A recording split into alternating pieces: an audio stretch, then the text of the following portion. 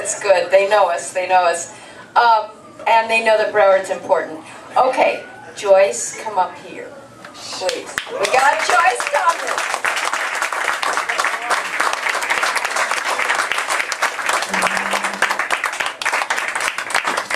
I don't know how many times we've had her, but you know, it's always a thrill, and she draws a huge crowd every single time. You know, we had people sitting out there, you know, waiting for Joyce to get here. No reservation, nothing. I said, you know, stay here. We'll do our best. They're in here. So your friend Ron, and this is his son right here. Yeah. So anyway, she was here the first time, as I told you. She's been here many times since that. She's the mouthpiece of Fort Lauderdale, and she's done a lot of hard work for Alan West, for Marco Rubio. And you said, Marco, who has he ever seen? Never anybody. He used to call Jack every 2-3 days. Every 2 or 3 days he was on the phone with Jack. We never heard from the man again. He has no use for anyone. He's an elitist, and he's a liar. That's my opinion. Anyway, back to Joyce. All right, so anyway, all right, so Joyce is here for us. She gave one of the most stunning speeches, and I mean honest to God, I have ever heard in my whole life, ever. And I called the radio show and I told her, in my life, out at Calvary Chapel one day, we just went out for a, what's that called? Faith Forum. Faith Forum. Went out there, you know, Joyce is speaking, okay, let's go hear Joyce. I was absolutely unprepared. So she's going to give us that talk today. You're in for a great surprise. Renee, is this running? Has it been running the whole time? Really? Will it handle this? Because this is the most important.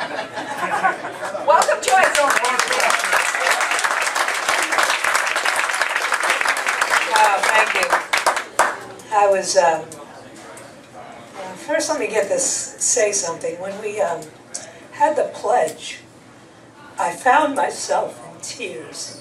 And I was trying to put my finger on what it was that I was so disturbed about. And I think it was unexpected, really, and this is still pretty unexpected. And I think it's that I have, you know, in all these years, and with all the things that we've been through, and all the fights that we fought, I've never been so afraid for my country as I am today. I've never been so afraid that I'm going to lose that simple right to stand up in front of an American flag and to, with pride, to utter those words, including the words, under God, in God we trust, under God. These things that I took for granted growing up in America. It was a given that it was a nation built on a foundation that was godly and principled. And I got really choked up, and it reminded me, and I'll tell the story, even though you've all heard the story a million times, that John McCain tells. When Senator McCain was in the Hanoi Hilton, a young man was brought in. His name was Mike Christian. And Mike Christian was beaten mercilessly time after time after time. And he took the bamboo that they beat him with, and he made a sewing needle out of the bamboo. And every time a package would come and they would receive a scarf or a handkerchief or one of those bandanas, he would take it, and in the inside of his shirt, he sewed an American flag. And every time they got together to eat their meals, they would ask him to put the American flag up on the wall so that they could pledge to the flag. And after a while, the captors caught on that these guys were doing that, and it kept them motivated, and it kept them from breaking down when they wanted them to break down. So they not only took the American flag shirt away from Mike Christian, they beat him in the presence of all of the other men mercilessly for days and hung him upside down for 12 hours. So when he got finished and he's lying in his cell, he happened to be cellmates at the time with the now Senator John McCain, and John said, well, Mike, you know, you did good, you know, you stood up under it. And he said, John, under the bed, there's another needle. And he did it again. It meant that much to him to stitch that flag on the inside of his shirt so that these men would have an opportunity to pledge to that. You know, 6 years ago, I remember that we were all sitting around wondering, like, what is this that we're going to do? We're taxed enough already. We have a government that's unresponsive. I'm not really sure how we play this out. What do we do?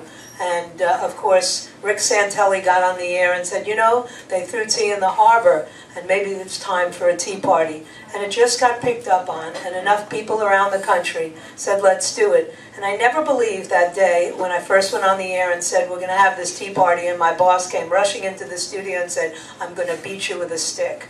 What happens if nobody shows up? And I said, they'll show up. They'll show up. I promise they will. And as you all remember, 5,000 people showed up on Broward Boulevard on 3rd Avenue. We were lined all the way almost to Dixie Bottom. It was an incredible day. Now, of course, where are those people? You know, where's 4,900 of them? I don't know. You know, maybe they gave up, maybe they did something else, maybe they moved on to, you know, other issues. But the Tea Party of Fort Lauderdale never stopped. And it's you know, we thank Jack and Danita because they pour so much of themselves into this. But really, they couldn't do this without you, and they certainly couldn't do this without a power greater than themselves. This is touched by God. And so as depressed as I was, you know, coming here and then, you know, getting all choked up about the flag and saying the Pledge of Allegiance, I was thinking to myself, you know what? He may have a pen and he may have a phone, but I have a Constitution. And so do you.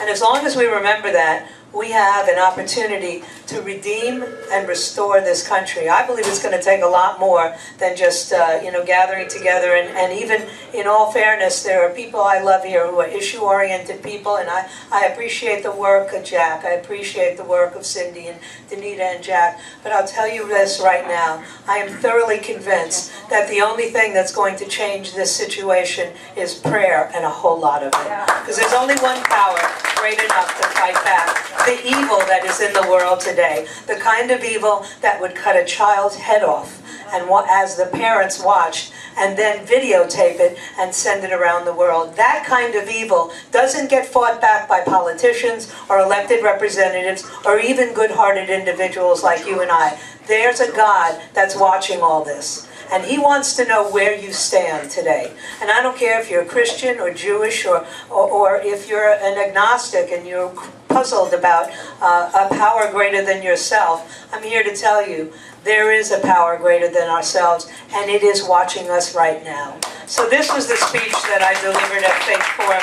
And it's very different. If you've been following me for 23 years on the radio, I mean, I'm obviously a Christian. I'm obviously a person of faith. I have a Jewish background, a rabbinical background, and I know very much how important the Old Testament and the New Testament are to forming who I am politically.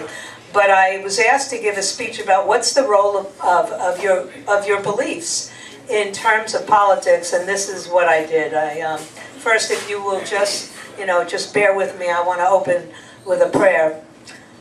Lord, I ask you right now to just come into this atmosphere. We welcome you, we embrace you, we ask you to forgive us anything we've done or said or even thought that was not pleasing in your sight, Lord. Just banish it as far as the east is from the west, Lord. And help me to speak with your mouth today, Father God. Reduce Joyce and increase yourself here today, Father, so that I can at least give this message that's to bring hope, that's to bring determination and perseverance to the people who love you, your people, Father God. In Jesus' name I pray. Amen. All right. Let me quote some things for you. Blessed are you when they persecute you and speak all manner of evil against you. What if we actually lived as if that was true? This is precisely why I started the saying, you will be made to care. It all stemmed from a caller to my radio show who took the position that gay marriage did not affect him, that he didn't care about it, and that he would never care about it. But of course, you will be made to care.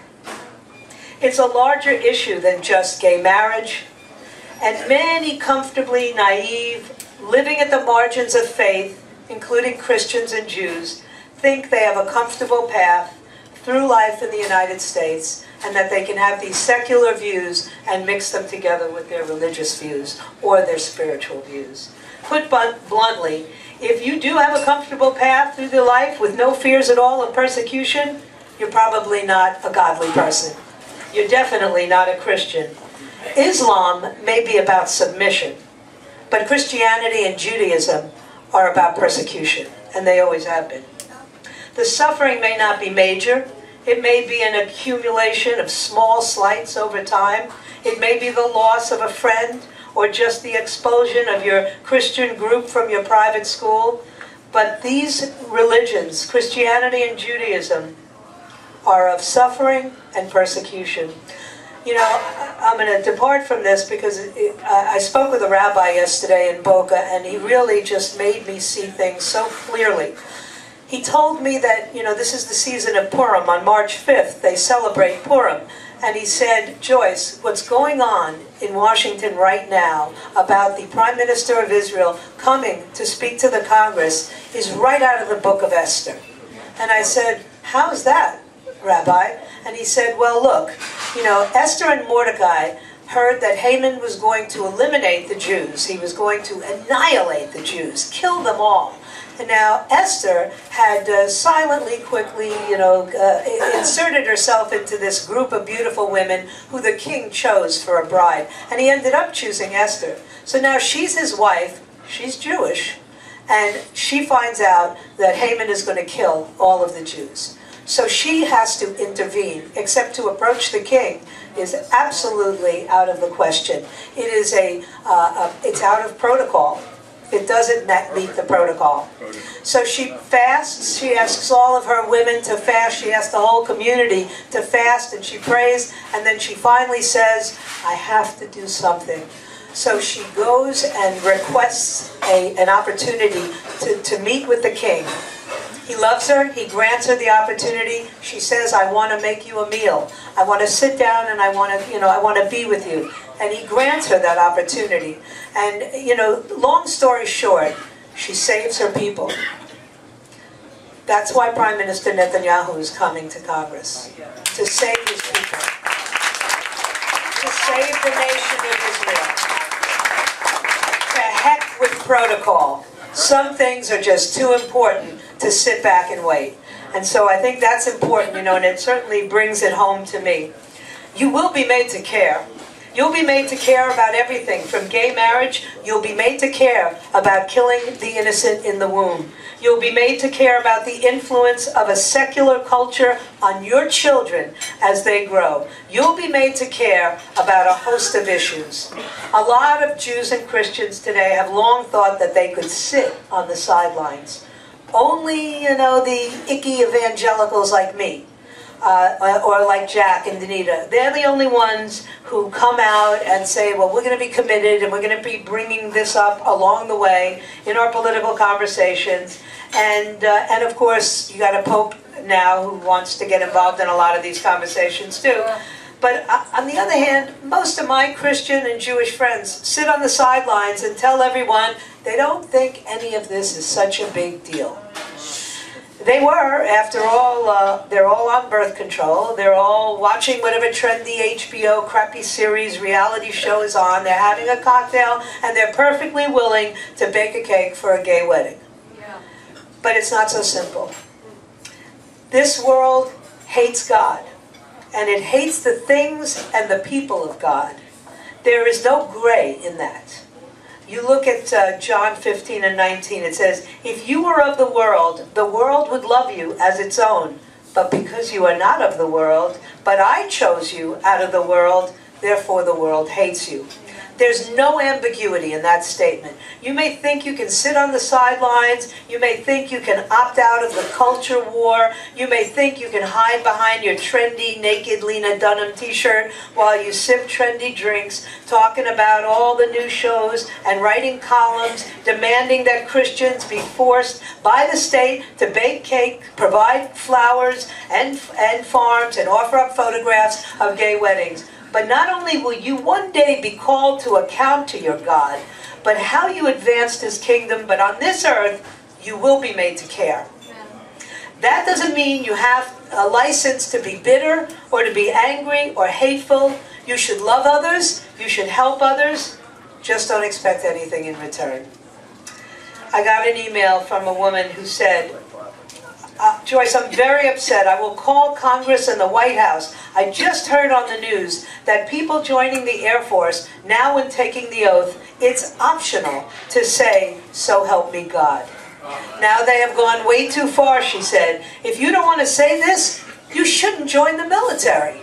And this is the weird, odd bit of it. The world is going to make you choose a side. And it's going to force you to care. Not God. God will call you to account. But the world is what's going to force you to pick a side. O. Palmer Robertson wrote, "While salvation is by faith, judgment is by works." And on the way to judgment, the world guarantees one thing: you will be made to care.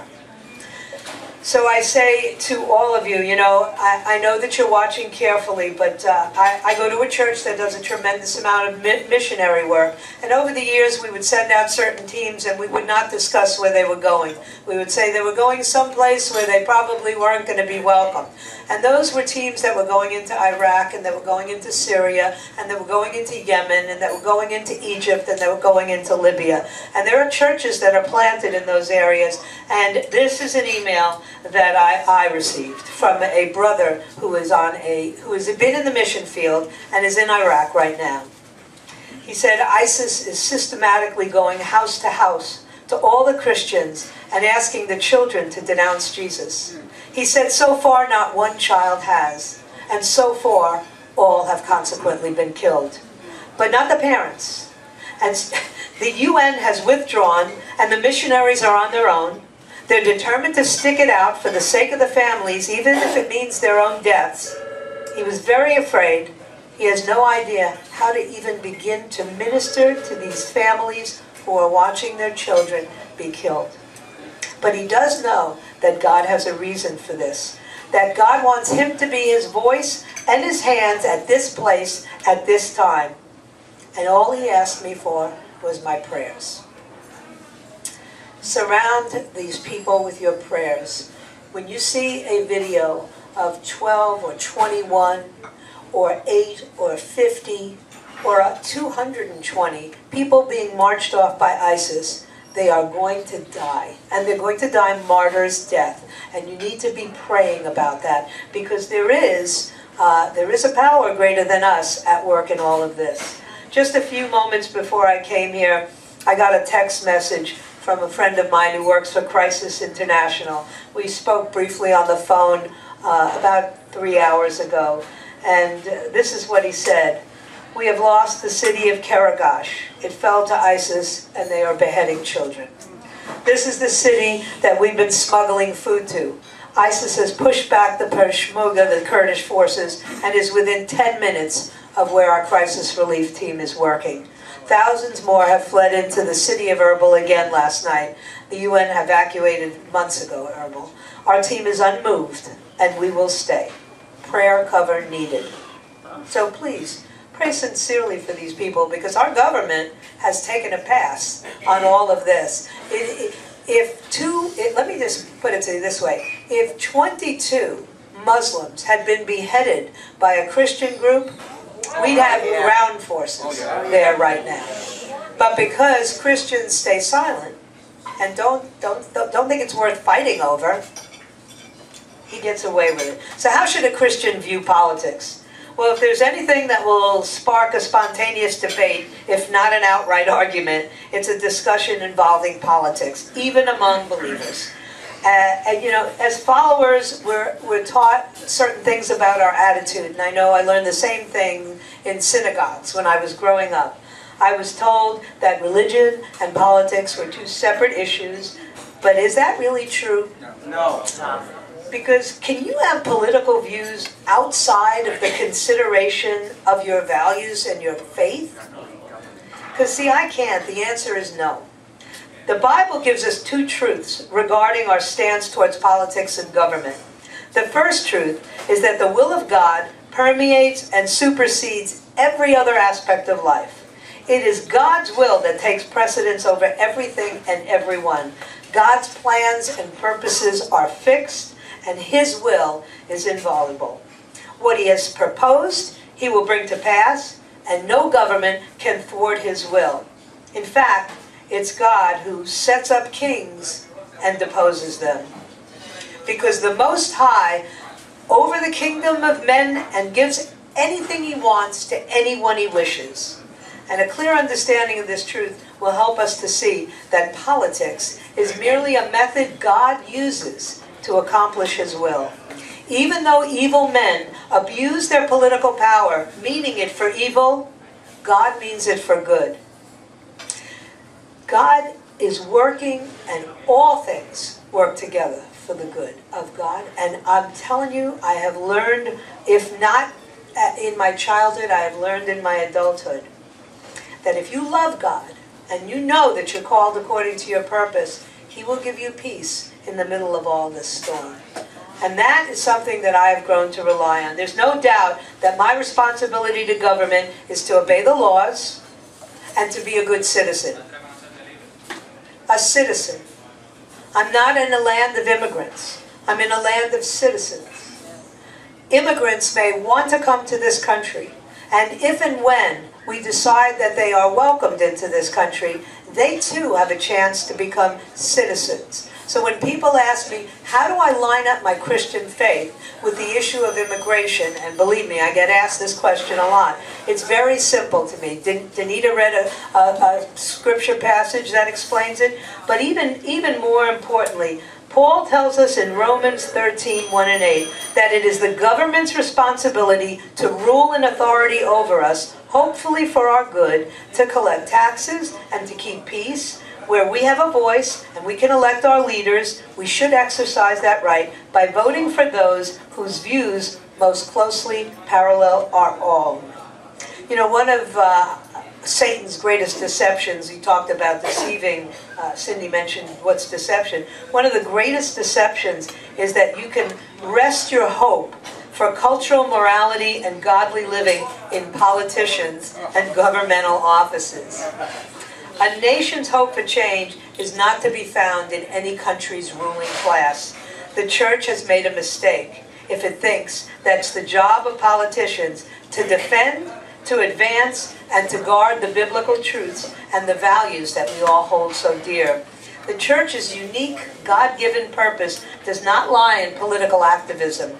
Nowhere in Scripture do we have the directive to spend our energy, our time, or our money in governmental affairs. Our mission lies not in changing the nation through political reform, but in changing hearts through the words that we share, the words of God. When believers think that the growth and influence of their God can somehow be allied with government policy, they corrupt the mission of the church. My mandate is to spread the gospel and to preach against the sins of our time.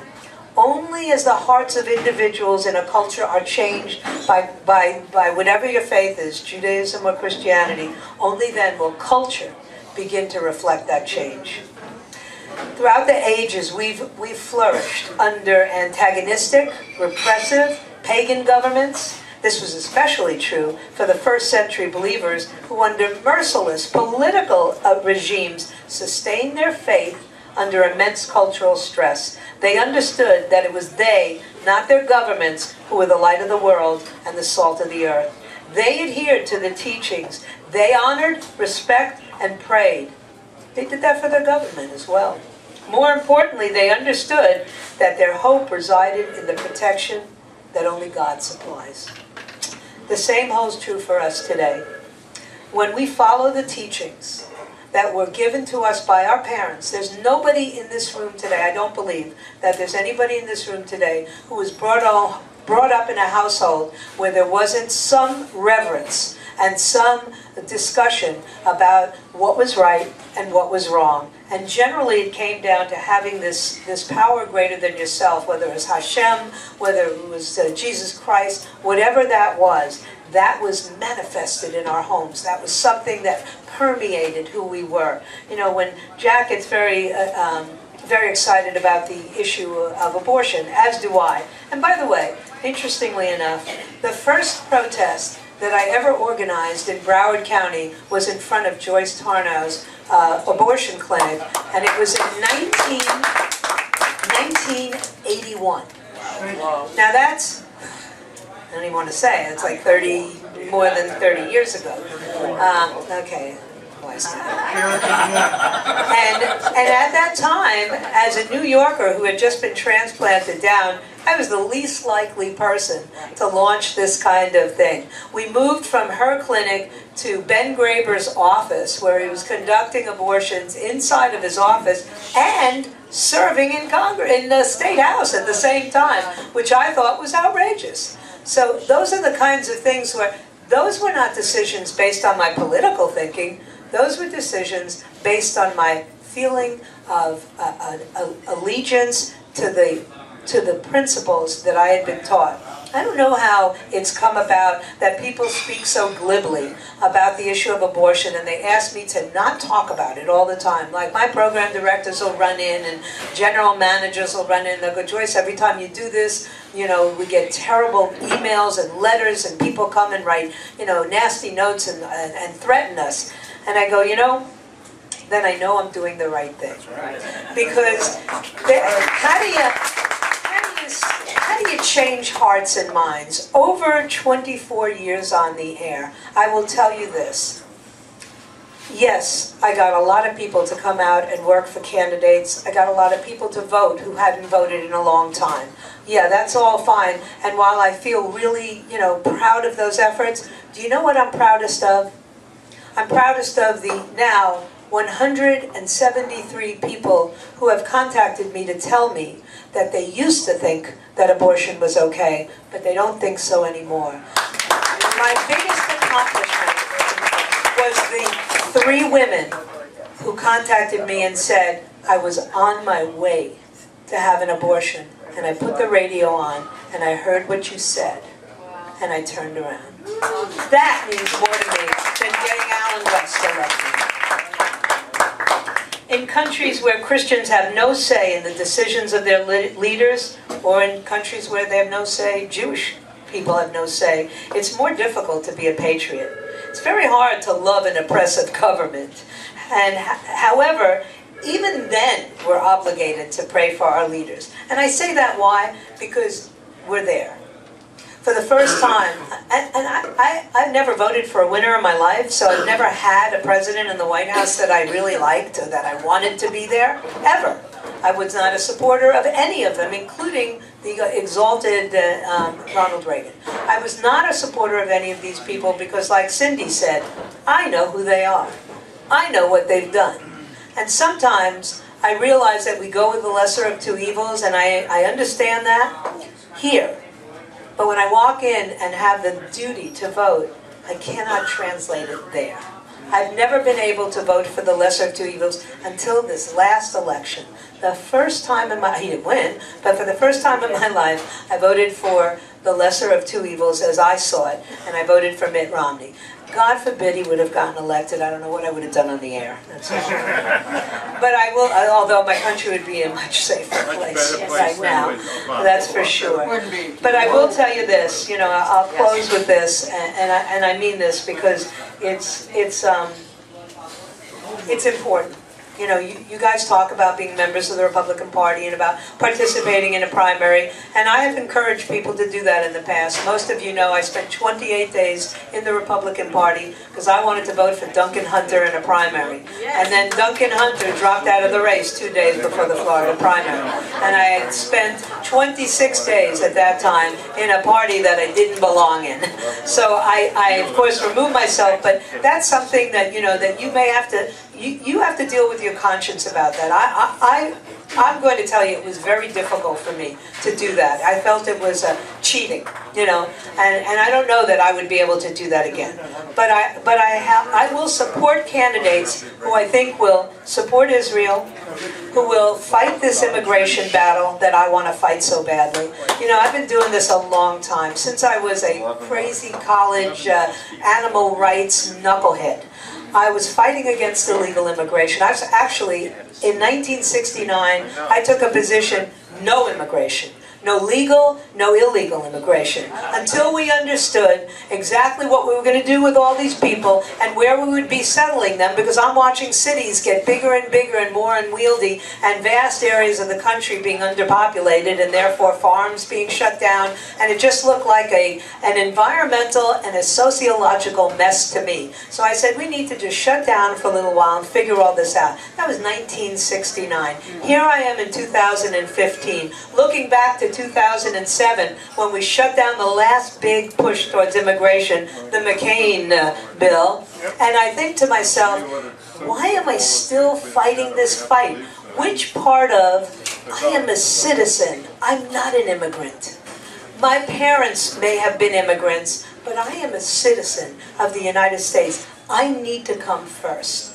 I need to have people represent me who see me that way, who don't see me as a subject, who don't see me as a dollar amount, who don't want to control every aspect of my life. And if you think, and I've said I would close, but I will close with this. If you think net neutrality is not going to screw everything up for conservatives, you're out of your mind. It is deliberate. It is designed to shut down freedom of speech, and it's going to be very hard to beat back at this point. Because talk radio, and I'm going to say this, and people get very frustrated with me when I say this, 2 more years, and there will be no more talk radio. There'll be no conservative talk radio in 2 years.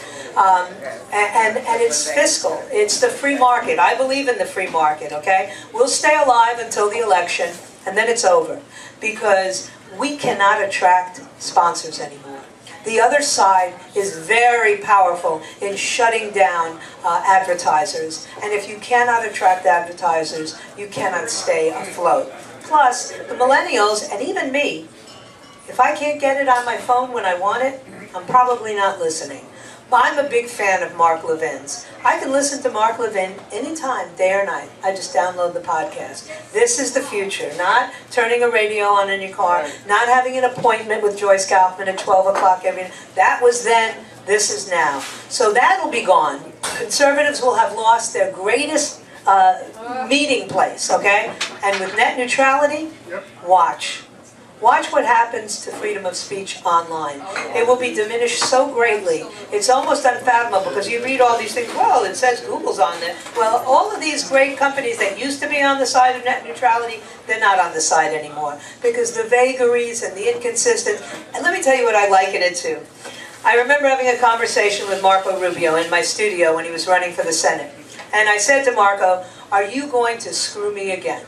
And that's what I said, because that's what had happened. And I'm a godly woman, but hey, when you're with a politician, you just descend naturally to that level. And he's sitting there in the studio, and he says to me, no, Joyce, and when did you think I was doing it to screw you? I said, Marco, we guys had 3 separate bills. They were glorious bills. They were perfectly crafted. They had met all the legal standings. They were the best bills that you would have ever presented when you were Speaker of the House, and you promised you'd get them there, and you didn't. Not only did you not, you handed them over to David Rivera, who was a creep and a crook. Yep. And then we lost any chance we had at the state of Florida actually having some meaty immigration laws. I said, and this is in the studio, I said, Marco, as a result of that, Florida is now number 2 in illegal immigrants in this country. Well, you know what the good news is?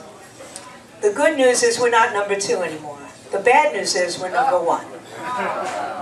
This is a direct result of a state house that refused to pass E-Verify.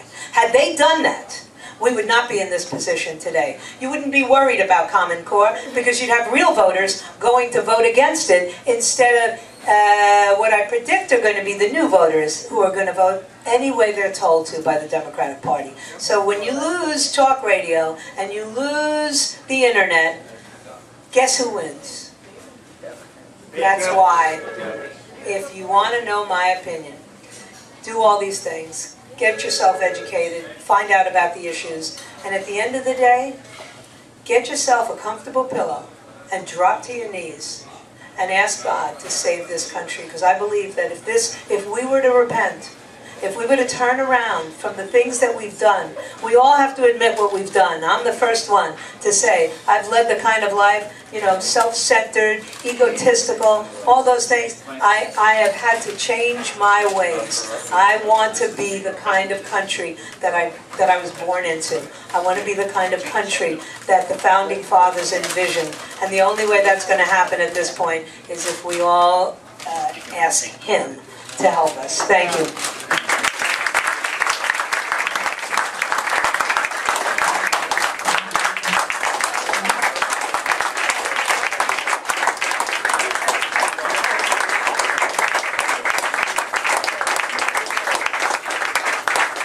Nobody go anywhere. We've got Q&A here. Danita will be walking around with the mics. Danita will have one, and Richard will have one. Everybody will get a question. Please try to make it into a question. All right, we're going to get the cake together. We have only napkins. Can I have your attention, please? We have only napkins, and because, you know, they don't have enough plates for us and all that. Oh, do you have plates? Oh, they thought of everything. Okay, we have plates. Okay, good. All right, so everyone's going to get a look at the cake. How much was she asking? I'm going to wrap. Whatever. They're hard. No, nothing said. All right, listen to me, please. One last thing. We left out the father of E-Verified today.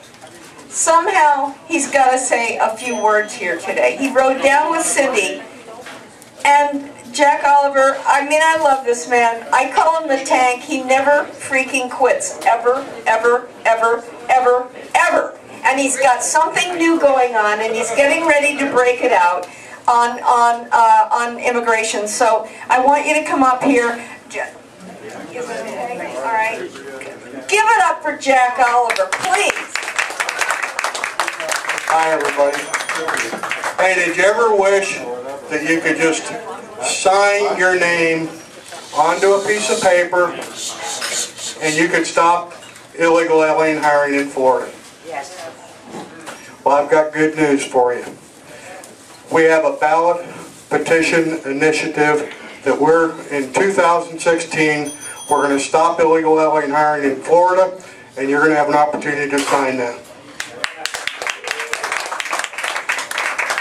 And I've already asked Joyce KAUFMAN. She's going to be the first one in Florida to sign it. Thank you. I mean, when I'm so depressed, out of my mind with depression about illegal immigration, this man, he doesn't show it. You know, he calls them names and stuff, but he doesn't show it. He just keeps moving forward. God bless him. God bless him, for sure. Good. Yeah, okay. If you already know you have a question for Joyce, please raise your hand. Richard is in the back, Danita's here, just so you guys know. And I brought this up to Joyce after I heard her speak at Calvary. I've known Joyce for over 25 years, probably coming up on 30 now. I am so proud of this young lady, the way she has matured as a human being. I cannot tell you. She has really evolved into a very, and she tries very hard to work for God. So, anyway, questions for Joyce. All right, listen to me. We've got a lot of questions. We've got a lot of, hey, Irwin. And we've got a lot of cake. So, all right, make it quick. Have a question. Do not give a speech. Go ahead. Joyce, what is the most dangerous place to live in America? Detroit. Chicago or Detroit, depending on what day of the week it is. Weekends in Chicago, weekdays in Detroit. Okay. All right, quickly. The most dangerous place to live in America is in the mother's womb. Okay, all right, good. All right. All right, who's next? Michael? Hi. Hi, Joyce. Nice to see you. Hey, nice I have a question and a comment. So, from your statement about net neutrality and how in 2 years it's going to nuke all our free speech. I'm wondering, besides prayer, what else can we do to push back? Because I think writing letters to congressmen and senators is tantamount to begging. What else can we do to push back? And I have a message from a friend of yours, Bill Beavers. He said he's sorry he can't be here to see you, but there's a watermelon in your future. Hey, man. Yes, he delivers them, too. I'll tell you what I'm doing about net neutrality, and I think it's something that most of us will be becoming more and more aware of. Technology has moved at this most incredible pace. There are devices now. You know, I know this because my son-in-law is one of the creators. He will actually be nominated next year for a Nobel Prize. He has created a way for a doctor to conduct an operation from a distant location. In other words, robotic surgery that's so incredibly precise that a doctor sitting in Cleveland could do the operation on a patient in a hospital in Fort Lauderdale. That same technology is moving in the communications and in the handheld devices. There will be a way soon that you will bypass the internet and you will find places where you can meet other like-minded people. Hopefully, that technology will be ready by the time the election happens. Because if not, you know, this is my prediction. The Republican Party has proven to be, and forgive me, I know you're all Republicans, the most gutless, spineless, estrogen-filled, non-testosterone-bearing group of spineless jellyfish that I've ever seen in my life. Which guarantees one thing and one thing only. It guarantees another 4 years with a Democrat in the White House. And if that happens, well, we're not done. If that happens, we better have an alternative way of communicating with each other, because we will be much less, I'm not fearful, but I'm not gathering in places when I know that I'm going to get rounded up. You know, I'll stand guard at my house. You know, I have an arsenal at home. Nobody's going to come get me. But the time will come where we will not come to Umberto's if there's another Democratic president. Because if we come, we're going to end up arrested.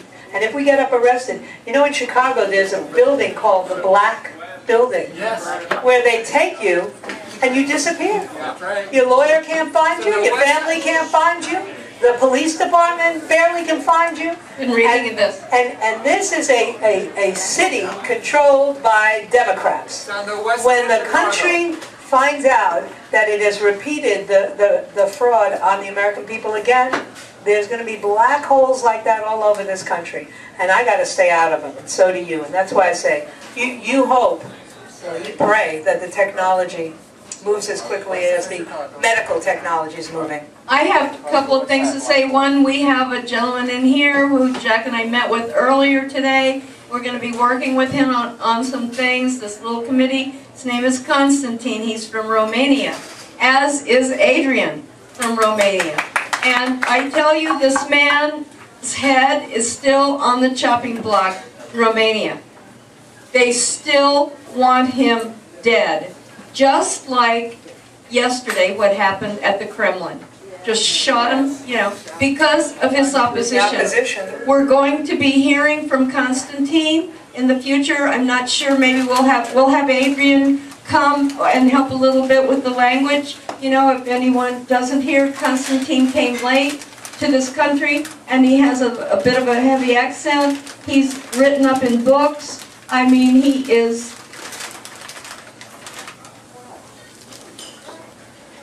Rick, what do you want? I just want to say that's what's going on. The other thing I want to say, Joyce, about robots, this is kind of really funny, I think. Well, I read this week about a dog that went potty on the rug in the house, and the robot vacuum cleaner went through it and spread it throughout the entire house.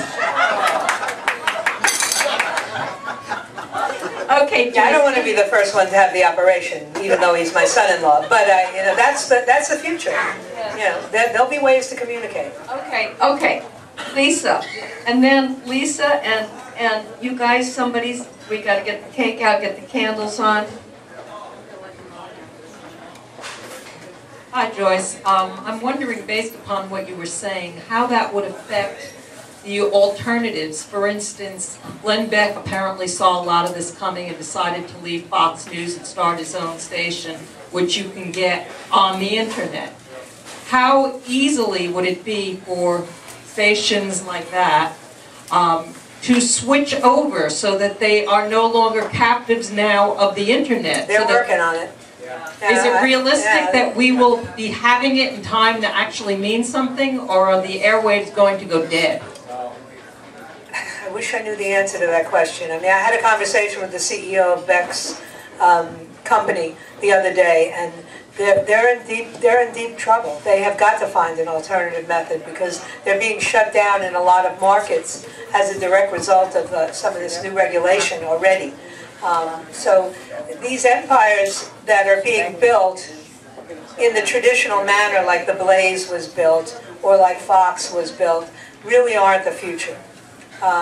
It won't be Glenn Beck and the Blaze. It won't be, you know, the WLBL. It won't be anything that you recognize. It's going to be a completely different platform, and it's going to be a completely different group. You know what the real hope is, and I think people find this fascinating when I say it. Do you know what the largest, fastest growing group of conservatives is in the country? 28 to 46-year-olds. Why is that? They don't have jobs. They don't have careers that they sought. They're frustrated. They blame government. The government that they blame is the Obama government, many of whom they voted for. So the natural response is to see them become movers and shakers in the conservative movement. You look at a Lauren Cooley, you look at a lot of these younger people, they're going to move the envelope. The guy, Kirk, that started Turning Point USA, I saw him on a panel with Mia Love at C-SPAN, watching one of those things, not C-SPAN, CPAC. And by the way, I just want you all to know why I don't go to CPAC. CPAC anymore. I haven't been to CPAC for the last 3 years. I tried to talk Ann out of going the year that they made it so hard for Ann Coulter. I tried to get Pamela Geller to stop fighting the fight to get there, and I'll tell you what, CPAC is entirely controlled by Muslims. Entirely. The entire management of CPAC, from Grover Norquist, who's married to a Palestinian, to his right-hand man, who is a practicing Muslim, who goes to the same mosque where, oh my goodness, the most recent terrorists went. I'm not interested in CPAC. I don't support these organizations that allow the infiltration by people who want to kill us. There's an ebook out right now that somebody talked about on my show. It's called the Raising the Black Flag in Rome. If you read this, you're gonna want to go home, crawl into a fetal position, and cry your eyes out. They have a plan, and their plan is working. They have infiltrated my government at the highest levels. They control the White House. Look, you know, not one moderate Muslim was invited to this summit on terrorism. Not one Israeli representative was invited to the summit on terrorism. But you had every gun-toting piece of garbage that has called and incited riots in this country seated there. That's why I don't go to CPAC. And guys like Mark Levin will rue the day, and I respect and love him, but he will rue the day that they didn't follow my advice. Because when that whole CPAC domino starts falling in 2 years, when the election may or may not be won, everybody's going to know the truth. Everybody knows Chris Christie puts Muslim judges on the bench. Trust me, that is the least offensive Muslim-loving act by any of the candidates that you're talking about, with the exception of Ted Cruz and Bobby Jindal. With those two exceptions, every other one of those governors, every one of those senators has a staff that's comprised of 2/3 Muslim supporters. You better get real about this. You know, they keep telling us, oh, you know, it's too much chatter. And racism is the problem in this country. They have been so successful. You know, you guys know. They followed every single order in the rules for radicals. This has been a textbook example of how you create chaos and you allow the bad guys to win. It happened, it's going to continue to happen as long as people are unwilling to face the fact that they're turning on us. They go up there and they turn on us. And I'll give you the worst example, the best and yet the worst example. You know, we all had a very close and loving relationship with one congressman from District 22. And that was a person who could speak and move a room and make people, you know, march. And everybody could do everything. Where is he now? Texas. Why? Fraud. Election fraud. Who pushed him out? No. I told him to be careful about redistricting and to stay in his district. He didn't want to hear us anymore. He stopped listening to us and he started listening to them. And when he started listening to them, they could do whatever they wanted with him. And what they wanted to do was get rid of him. And what he wanted was to have a voice. So he continued to try and find his way to have a voice. But let me tell you something right now. That is his fault. You know, nobody bears the blame. Rhinos didn't do him in. It is when you should never leave the prom except with the girl you came with. That's right. If you go home with somebody else, that's right, you can go to Texas, okay?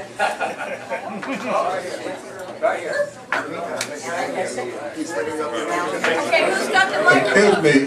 Yes, sir. I'd like to say a couple of words in behalf of As I Am, ex-IDF. I am a Jew. I served in the Jewish Army.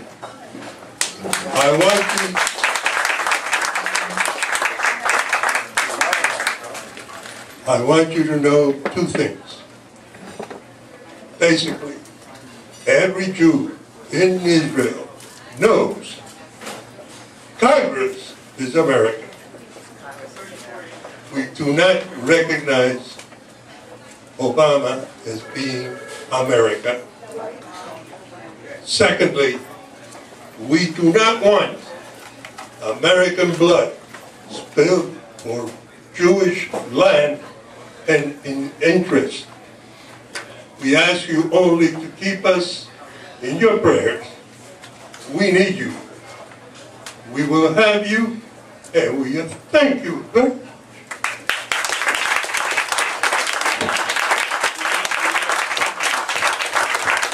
By the way, your Prime Minister, he is the leader of the free world. That's right. Constantine. As a radio personality, I'm sure that you are aware that since 1918, when the Bolshevik Revolution occurred, over 140 million people were killed in the concentration camp, in prison, and all over the world because of the communists. My question to you is, why? What political personality, and particularly Jewish people, ignore this fact? They cover, some people deny the figures. Why is this silent of this crime which occurred, continue to occur even now in China, Cuba, Venezuela, and so on? It's a great question, and it's one we talk about all the time. You know, why would they support regimes that are anti everything that they believe in? Problem is they no longer believe in it. You know, I was reading a study today that was mind-boggling. It started, I heard a show on NPR the other day as I was driving to work. I just turned it on because it makes me angry before I go on the air. And it was a show about how millennials are all secular.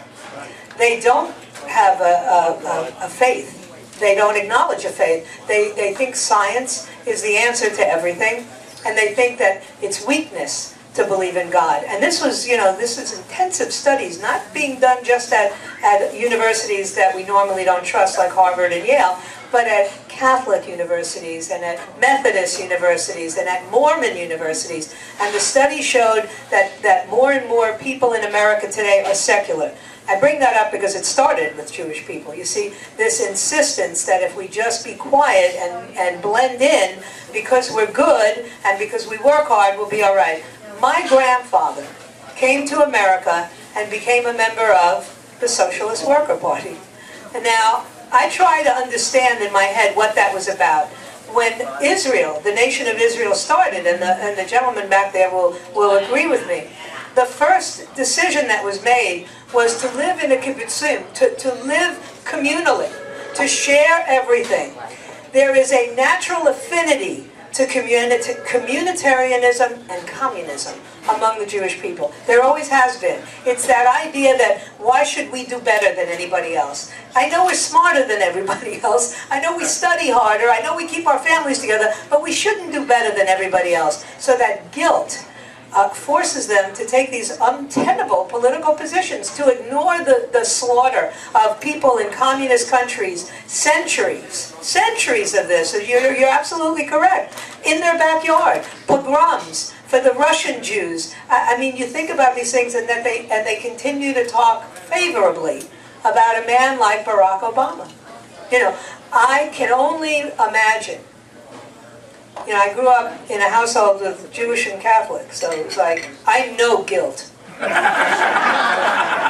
I can only imagine the level of guilt that is so pervasive that it would allow a people to walk to the edge of extinction.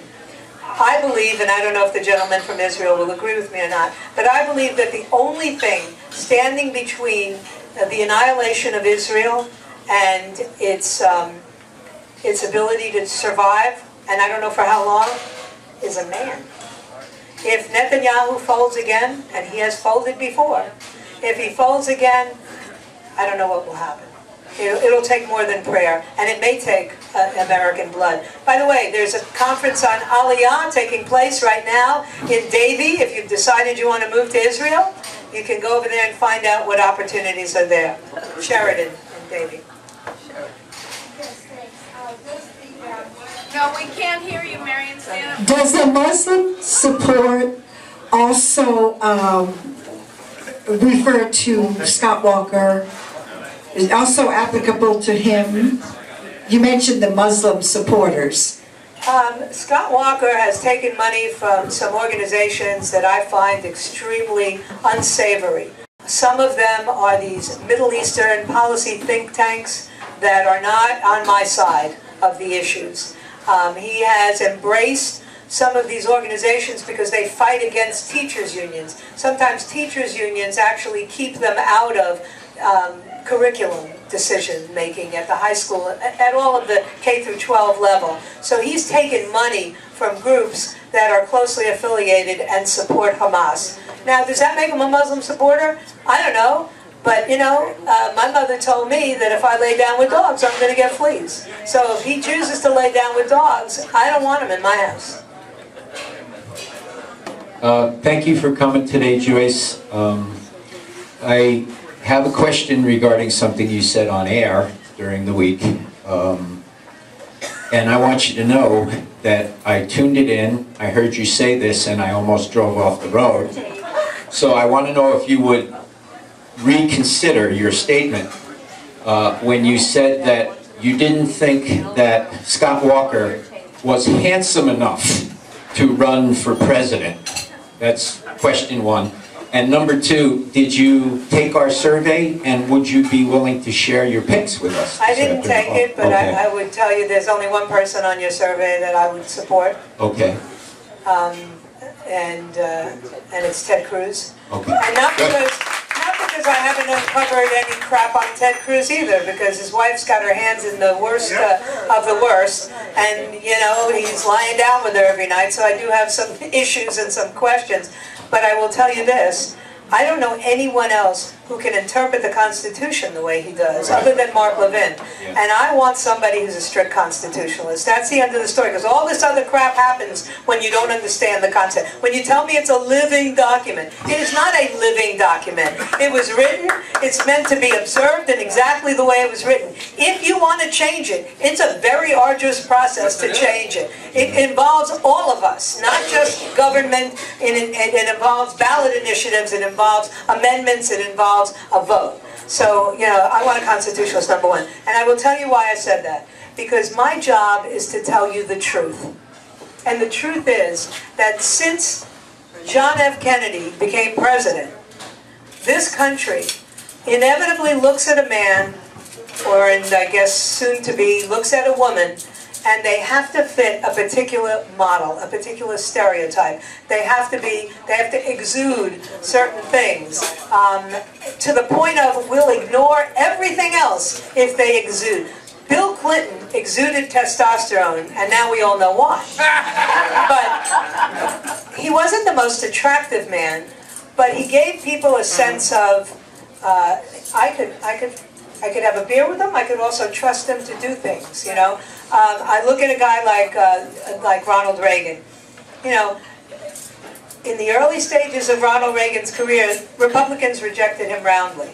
They rejected him because he had the movie star good looks. That's not what I'm talking about. That Scott Walker doesn't have to look like a movie star. As a matter of fact, Ted Cruz's biggest problem is that he looks like Rudy Valley. Yeah, he does. And Reagan got the part. Right, Reagan got the part, exactly. You gotta, you know, I looked at Jeb yesterday, squirming on that stage with Hannity. It was like, now my son worked for Jeb, so in full disclosure, I've known Jeb for a long time. You know, listen, I wouldn't support Jeb Bush if he was running for governor again, never mind president. So, and it's not because he was a lousy governor, it was because the people around him were so good that it looked like he was a good governor, trust me. But I look at him standing up there, and I say to myself, you know, the biggest problem that's going to confront the Republican establishment is selling him. He just doesn't have the look either. No. He just doesn't. I'm telling you, you can't take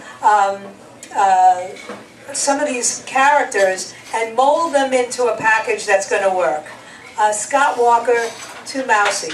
You know, does it grieve me to say this? Did you almost drive off the road? Think of how I feel when I make these comments. You know, everybody says to me, wow, look at Hillary Clinton. She's not... Hillary Clinton has a persona that has overcome everything else. It's not about Hillary Clinton. When the Democratic Party looks at Hillary Clinton, they see Bill. They don't see Hillary. When Republicans look at Hillary Clinton, they see Bill. And there will be Republicans who will vote for her. Chris Ruddy came out this week. He's going to support Hillary Clinton. He is the owner of Newsmax. You're getting your news from Newsmax, okay? Many of you are watching Steve Malsberg and watching JC, whatever his name is, Hayworth. You're watching these shows on Newsmax. You're reading the articles on Newsmax. And I'm telling you, Chris Ruddy is best friends with the Clintons, and he's going to support Hillary. There's a magical mystique around her that it doesn't matter. And now she's a grandma. Grandmas are sacred ground. So I can't be a Scott Walker. What about There won't be a Scott Walker. First of all, Scott Walker doesn't have the connections. You know, Cindy's doing the right stuff. Look at what they got. Look at who's backing them. Look at who they're hiring. I mean, these people are hiring in rapid succession the same garbage that gave us what we have. They jump one side to the other. They may say, oh, I'm a Republican, I only work for Republicans. And then you find out, yeah, but somebody else in their organization works on all the Democratic campaigns. Meaning that at some point in the week, they all sit down together and strategize. It's like they eat their own. So, just... Your thoughts on Ben Carson? I had a great conversation with Ben Carson a couple of weeks ago. I happened to run into him in, of all places, Newsmax. He was going to do an interview on Fox, and I was doing an interview on Newsmax. So we were in the green room, which is blue there. And I said to Ben, why? You know, why now? And he said, because I can't sleep at night. He said, my heart breaks. Because he said, you know, my country, it could be over. You know, I have children, I have grandchildren. So I said to him, but what are you going to do when the real stuff starts? Because they were beginning to, pick at him a little bit. I said, what are you going to do when they start talking about your family, when they start talking about your mother, when they start talking about your brother, when they attack you? He said, Joyce, I held a baby's brain in my hand, and I had a decision whether or not I was going to put it back into her skull, one of the last surgeries that I did.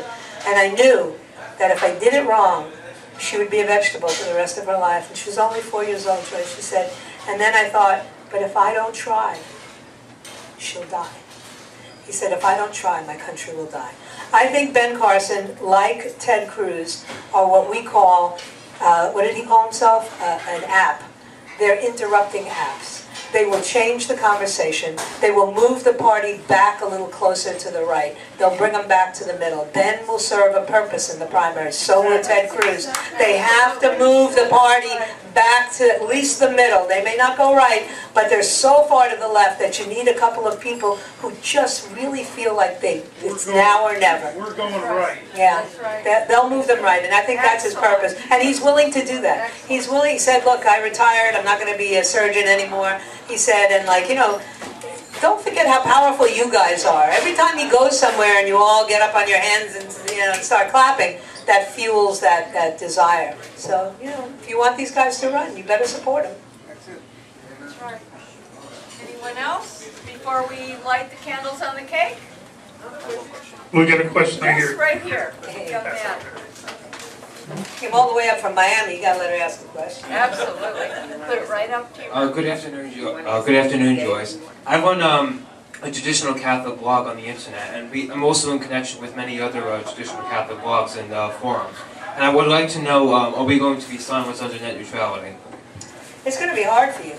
It's going to be really hard for you. You're going to have to find an alternate platform. But I think actually there's a couple of Catholic groups that are on the forefront of this. They're actually funding it. The Pope himself is very tech savvy. I don't know if you know that. He loves devices and gadgets. He doesn't do it in public because he thinks it would show badly, but he's apparently obsessed with, he tweets a lot, and they say it's him, because I've asked. So he's funding some of the efforts. He wants to have a more active Catholic internet presence, and as they move towards net neutrality, these are the places where the funding's going to come from, because who's going to stop the Pope?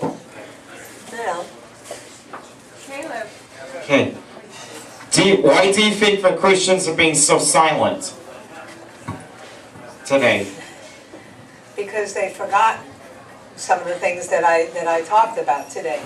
That this is, we're not submissive the way Islam teaches. We are expected to suffer. We are expected to be persecuted. The same for the Jews. There is an expectation that we will overcome because we have the great overcomer. But a lot of people have forgotten about that. You're homeschooled. You go out into the public schools and you see what's being taught in those books, and Cindy knows better than most. Their entire curriculum's devoted to exploring Islam. And the only mention it makes about Christianity was there was a guy, and some people thought he was a rabbi, but he was a little more than a rabbi, and that's how they describe the Savior. So how do you raise a generation of believers in that environment? You don't. Okay, last question. Hi, Joyce. Hey, honey. It's always inspirational to hear you. Hey. I have a question. We know the Democrats want to destroy the country. The Republicans don't care. You have talked a lot about God. My mother, as well as my grandmother, have always said, help yourself and God will help you. So we need to do more than just praying to God. We need to do something else. Right.